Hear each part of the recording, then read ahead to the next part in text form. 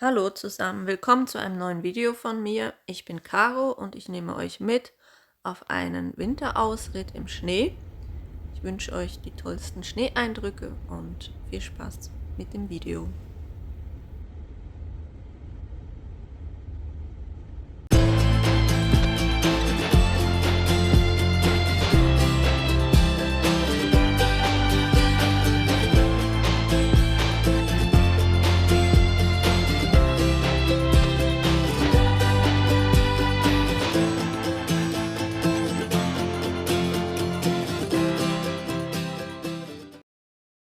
Hey, schön bist du dabei.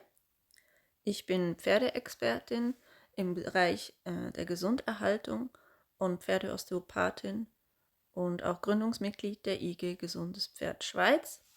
Und ich nehme dich jetzt mit auf einen meiner Ritte und erzähle dir ein bisschen was davon. Ich habe erst beim Durchsehen der Aufnahmen realisiert, dass ich sehr viel auf Dialekt gesprochen habe und deswegen gibt es das Video heute mit Off-Stimme. Ich hoffe, das stört nicht. Ich werde euch dann überall, wo ich nicht geredet habe, auch mal Originalton einblenden, damit ihr den schönen Schnee hören könnt unter den Füßen oder Hufen. Für alle, die uns noch nicht kennen oder die anderen Ausrittvideos noch nicht angeschaut haben, ich habe einen Ex-Galopper bei mir, das heißt, das ist ein englisches Vollblut. Er ist ein Fuchs und im besten Alter mit 12 Jahren und wir unternehmen eigentlich täglich Ausritte, weil wir bei uns keinen großen Platz haben, wo wir jetzt reiten können. Und ich denke, dass das noch den einen oder anderen interessieren könnte, wie ich mit ihm meine Ausritte absolviere und vielleicht auch, wie ich ihn reite und welche Ausrüstung wir haben und wie wir unterwegs sind. Und das ist einfach ein Teil der Videos, den ich anbiete. Ich mache aber auch Sachvideos oder jetzt kürzlich erst habe ich Videos hochgeladen über meinen Werdegang, wie ich überhaupt zur Pferdeosteopathie zum Beispiel gekommen bin. Und ich kann mir vorstellen, dass andere vielleicht auch gängige Pferde haben wie ich oder Pferde, die ein hohes Bewegungspotenzial haben und das auch ausschöpfen möchten. Und für all diejenigen sind die Ausrittvideos gedacht, die vielleicht sehen möchten, dass auch so ein Vollblüter eben absolut problemlos im Gelände gut bewegt werden kann und auch sicher. Und vielleicht kann der eine oder andere einen Tipp mitnehmen und ansonsten einfach die schöne Landschaft genießen.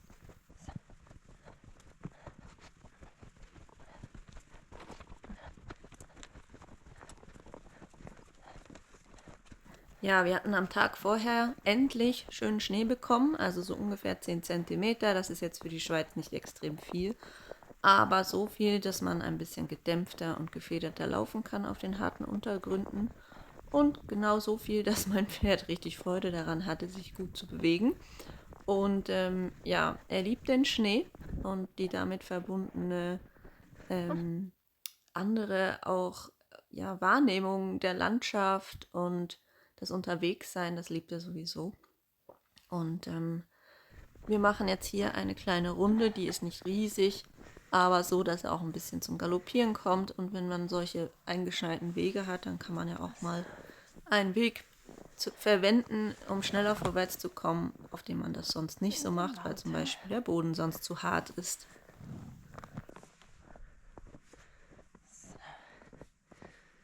Das ist gut gemacht. Komm, Schnucki, komm. Hopp, hopp. Gut.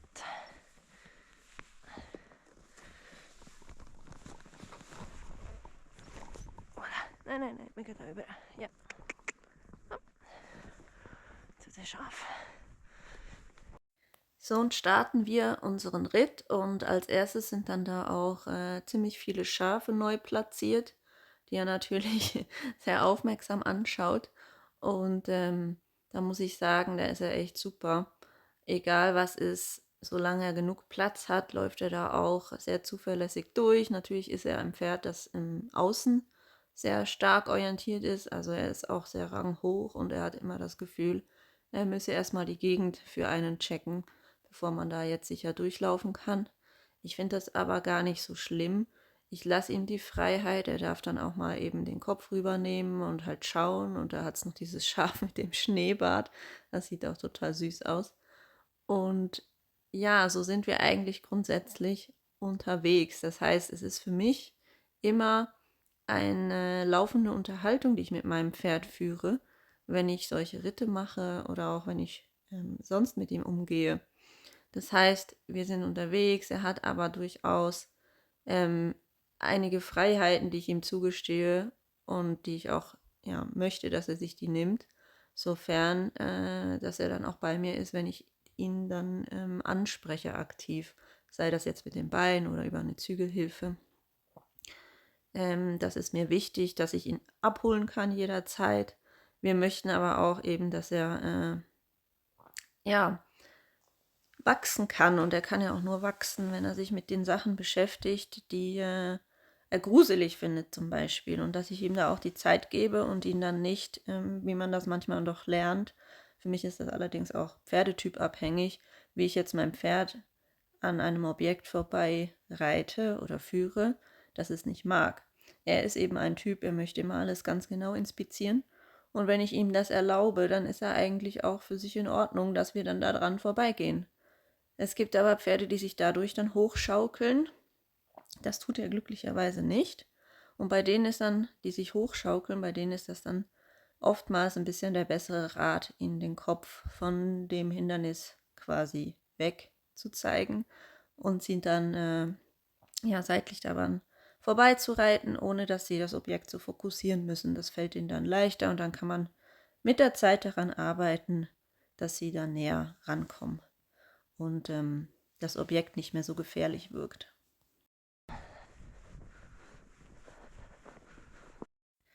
Wir reiten also die Galoppstrecke, die man jetzt schwer erkennt, entlang runter, mal in die andere Richtung und rechts sieht man dann diesen Mistkanal bzw. die Anhäufung von Mist, das ist unter so einem Tuch und da findet er zum Beispiel oftmals gruselig, wenn es da gewisse Stellen hat, wo neuer Mist hinzugefügt wurde und das dann dampft oder so. Das ist jetzt was er nicht so toll findet.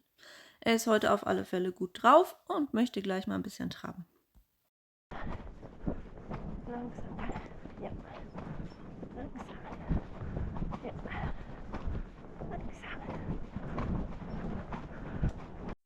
Wie ihr unschwer erkennen könnt, ist er wirklich sehr gut drauf und sehr zügig unterwegs und möchte sich am liebsten gar nicht von mir aufhalten lassen und eigentlich lieber durchtraben und so richtig vorwärts oder sogar galoppieren, was ich ihm aber in dem Maß natürlich noch nicht erlaube. Er ist noch gar nicht richtig warm. Und das zeigt auch so ein bisschen diese Kompromissbereitschaft, die ich vorhin angesprochen habe. Ich meine, er ist jetzt einfach sehr zackig unterwegs, weil er sich bewegen will und auch einen hohen Bewegungsdrang hat. Und ja, er ist mir eigentlich hier ein bisschen zu schnell unterwegs und ihr seht auch, ich sage ihm dann auch die ganze Zeit, er solle bitte langsam.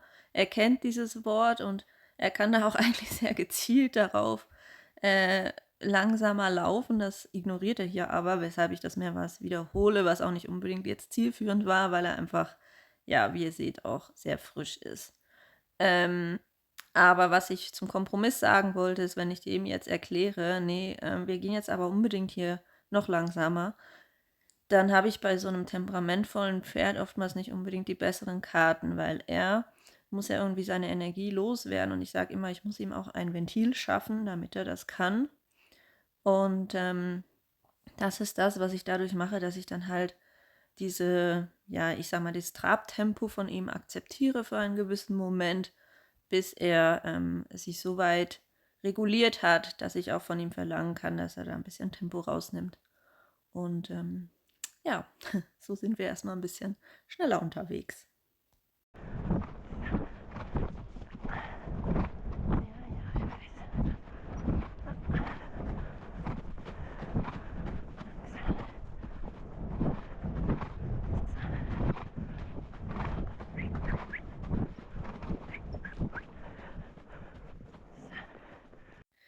Wie ihr seht, lässt er sich ja trotzdem sehr gut anhalten. Und auch die Leute, die da mit den Hunden waren, ich konnte jedes Mal im Schritt ruhig passieren. Und das ist mir halt viel wichtiger, als wenn ich jetzt eben auf mein Tempo bestehe und dadurch dann ein Pferd bekomme, das sich hochschaukelt und das ich dann eben nur mit Mühe wieder anhalten kann. Und deswegen ist es mir lieber, er gibt ein bisschen mehr Gas, ist dadurch zufriedener und ich habe aber am Ende viel mehr Kontrolle über alles. Und das ist vielleicht auch so eine Sache. Ich kann verstehen, wenn Leute ja ein bisschen ängstlich sind, wenn ihr Pferd quasi sich selbst ein Tempo aussucht. Man muss aber irgendwie auch so ein bisschen Grundvertrauen haben und seinem Pferd auch so eine Art Grundvertrauensvorschuss geben und sagen, okay, schau mal, solange du dich kontrollieren lässt, gebe ich dir auch den Freiraum, eben mal ja, ein bisschen flotter unterwegs zu sein, wenn du das unbedingt möchtest. Ich denke, dass grundsätzlich ist Angst einfach ein sehr schlechter Begleiter, gerade wenn man mit Fluchttieren unterwegs ist. Denn auch für so ein Fluchttier sind wir ja eigentlich Jäger. Und dass die uns also vertrauen, dass wir auf ihnen sitzen dürfen, das ist ja schon eigentlich eine sehr große Leistung. Und dann sollten wir auch so souverän sein im Idealfall und ihnen die Sicherheit geben, dass sie die richtige Entscheidung getroffen haben. Deswegen ist ein ängstlicher Reiter oftmals auch ein Grund dafür, dass dann so ein Pferd, wie jetzt zum Beispiel meiner, der würde sicher deutlich, deutlich schneller werden und unkontrollierbarer, wenn ich jetzt zum Beispiel Angst vor dem Tempo hätte, was ich zum Glück nicht habe. Ich kann aber verstehen, dass das auch nicht immer so einfach ist. So, jetzt biegen wir hier auf die Galopppiste ein und gehen mal ein bisschen Galopp.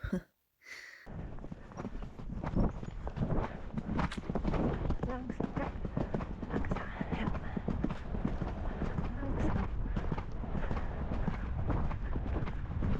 Langsam. Langsam.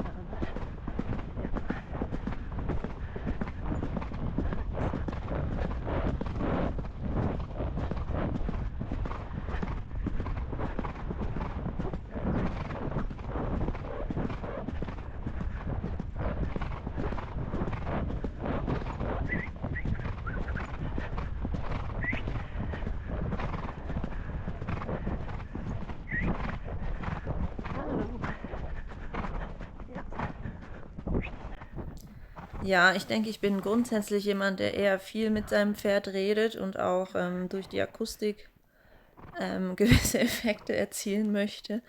Hier habe ich ihm oftmals gesagt, ja, er soll doch langsam gehen. Er ist natürlich einfach frisch an dem Tag, was auch verständlich ist. Ich glaube, er hatte davor 1,5 Tage frei, also ich hatte keine Zeit, ihn zu reiten. Und ja, deswegen, erstens mal, ja, auch das ist ein Kompromiss, dann darauf einzugehen und halt auch ein bisschen seine Wildheit dann beim Galoppieren quasi mitzunehmen, obwohl er das wirklich eigentlich dafür brav gemacht hat. Und hier sieht man so ein bisschen, dass er aufmüpfig wird, er möchte gleich wieder weiter. Er weiß auch, wenn wir da vorne um die Kurve gehen, dann kann er weiter. Und da muss ich ihn schon eher mehr halten und das merkt man auch, er nimmt dann den Kopf hoch und er findet das gar nicht lustig. Es bleibt mir aber am Ende nichts anderes übrig, als mich da auch durchzusetzen. Und ja, so laufen so unsere Ritte und ich hoffe, dass euch das auch ein bisschen aufzeigt. Ja, dass auch jemand, der professionell unterwegs war, halt auf das Pferd individuell eingehen muss. So, und jetzt galoppieren wir hier weiter. Und hier ist der Boden besonders gut gewesen und da durfte er auch da ein bisschen zugaloppieren.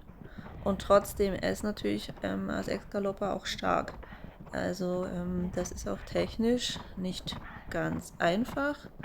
Und da war ich auch wieder Angst stehen geblieben, die ja viele Reiter auch haben vor höherem Tempo. Hier nehme ich ihn auf, weil da Geräte stehen. Da hat es hier ein Hühnerhaus, wo ich versuche, ihn mal zum Schritt durchzuparieren, weil er dann doch auch in der Hektik anfängt, sich künstlich zu erschrecken und dann manchmal loszupesen, einen Grund zu finden und den möchte ich ihm natürlich nicht geben. So, jetzt starten wir wieder.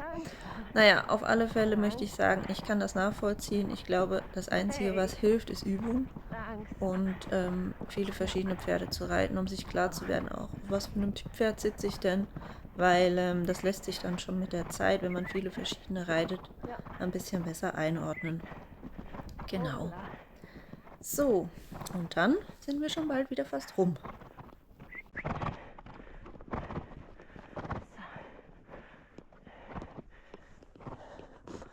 So, langsam.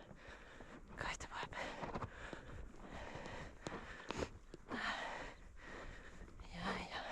Ihr seht, ich muss wegen den Spaziergängern dort vorne das Tempo drosseln. Das findet er natürlich jetzt nicht so toll mitten auf seiner Galoppstrecke gefühlt. Aber das gehört dazu und das muss er auch lernen. Und das macht er sehr gut. Und er gibt danach natürlich dann wieder Vollgas. Aber er ist kontrollierbar und darum geht's. Und natürlich hat er viel Temperament und ich habe mir dieses Pferd auch sehr bewusst ausgesucht, weil ich liebe sein Temperament. Und dass das Herausforderungen birgt, das ist klar. Aber ich würde es trotzdem nicht hergeben wollen, weil ja, ich einfach den Motor, den er hat, unglaublich schätze und ich auch, ja, mir nicht vorstellen kann, mal wieder ein anderes Pferd zu haben, weil er wirklich toll ist und mir auch sehr, sehr viel Freude macht. Was ich noch sagen wollte, ist vor allem, bevor ich angehalten habe, habt ihr vielleicht gehört, dass er dann, das sieht man hier auch so ein bisschen, er macht's Maul auf, er ja, wie soll ich das nennen? Er klappert manchmal mit den Zähnen, das hört sich ein bisschen blöd an, aber ich glaube, ihr wisst, was ich meine. Er kaut dann quasi auf die Zähne und das hört man auch und das ist eine Angewohnheit, die er natürlich aus dem Rennsport mitgebracht hat, die aber auftritt vor allem, wenn er positiv erregt ist, sage ich mal. Also er möchte hier ja jetzt weiter.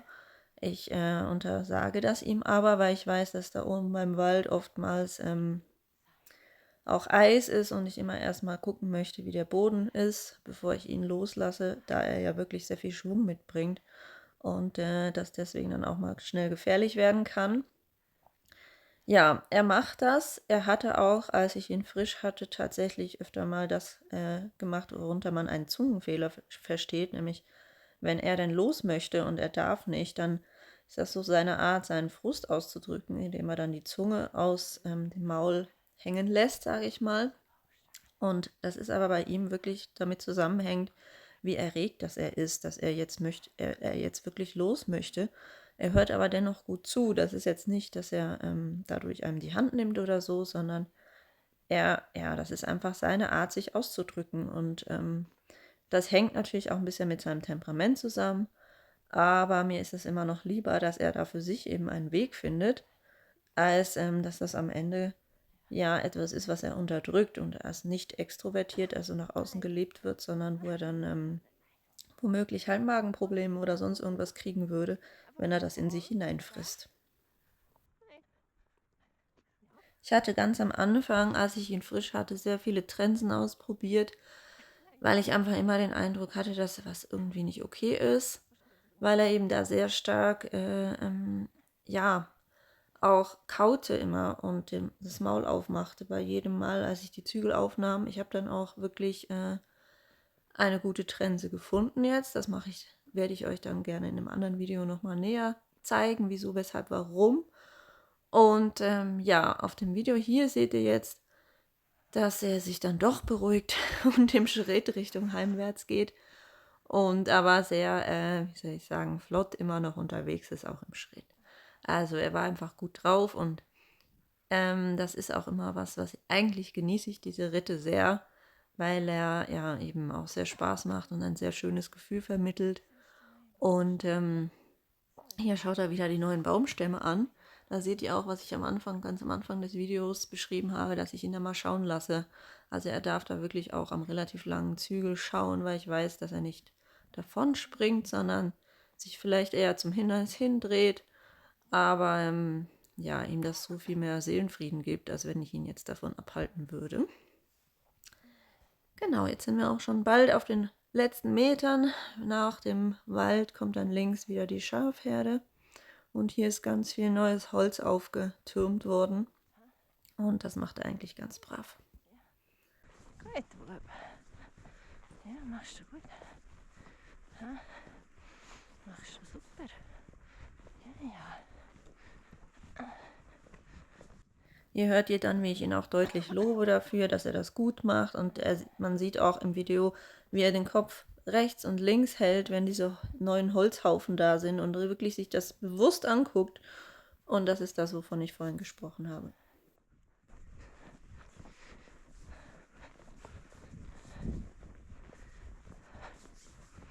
Gell?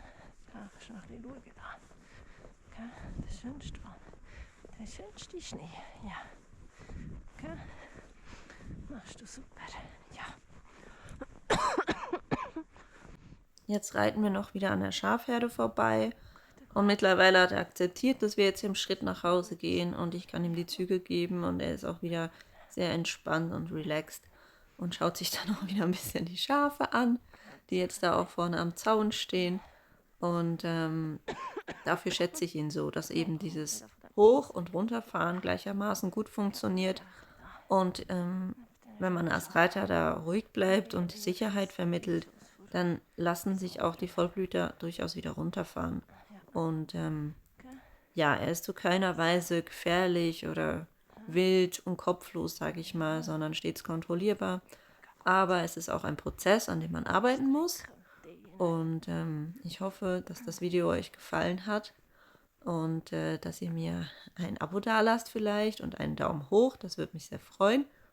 Und dass ihr auch nächstes Mal wieder dabei seid. Und ja, wir hoffen, der Winter ist bald vorbei und wir können dann wieder schöne Frühlingsritte machen. Also bis bald Ja, der und Baumstamm. tschüss. Der ist schwierig, Baumstamm. Ja. Ja. Ui. So. Ja.